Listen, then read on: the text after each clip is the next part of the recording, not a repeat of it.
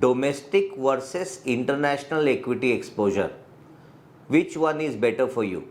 देखिए जनरली ये क्वेश्चंस आते हैं कि अगर डोमेस्टिक में अभी जैसा देखने को मिल रहा है कि अगर ईरान, यूएस एंड इज़राइल का अगर कॉन्फ्लिक्ट ओवर हो जाता है तो इसके बाद में कोई मेजर इश्यूज़ इंडिया में दिखते नहीं हैं, और जो इंडिया में रहते हैं उनका अपना एक डोमेस्टिक व्यू होता है, उन्हें लगता है कि यहाँ पे काफ़ी अच्छे रिटर्न बन रहे हैं।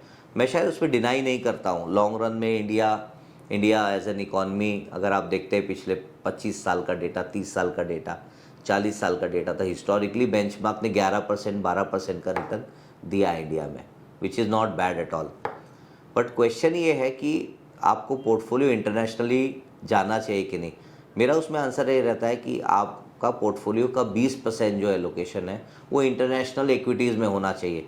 बिकॉज ये देखने को मिला है कि समय समय पे अलग अलग कंट्रीज़ के अलग अलग साइकिल्स के थ्रू गुजरते हैं वो, और अलग अलग अपॉर्चुनिटीज़ ग्लोबली क्रिएट होती हैं, और उसमें देखने को मिला है कि अलग अलग अपॉर्चुनिटीज़ के टाइम पे पोर्टफोलियो रिटर्न्स काफ़ी अच्छा होता है। For example before war also if you look at India में 2025 में काफ़ी इंडिया ने अंडर परफॉर्म किया both emerging market and globally, जबकि उसमें कुछ एक कंट्री जैसे साउथ कोरिया उभर के आई जिसने 50% 60% का बेंचमार्क ने रिटर्न दिया।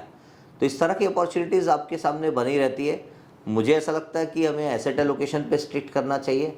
20% फंड्स आपको इंटरनेशनल फंड्स में डालना चाहिए, और maybe 10 to 15% gold as an asset class.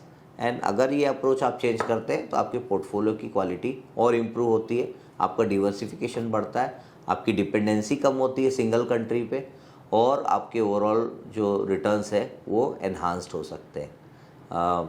इसके साथ मैं आपकी इजाज़त लेता हूँ। धन्यवाद। मेरा नाम विकास अग्रवाल है और मैं ऑलपोर्ट का फाउंडर हूँ। Alt is your alternate and port is your portfolio management services. तो हमारी जो कंपनी है we are based out of Bombay and we are emerging as one of the largest platform for investing in alternates. Thank you.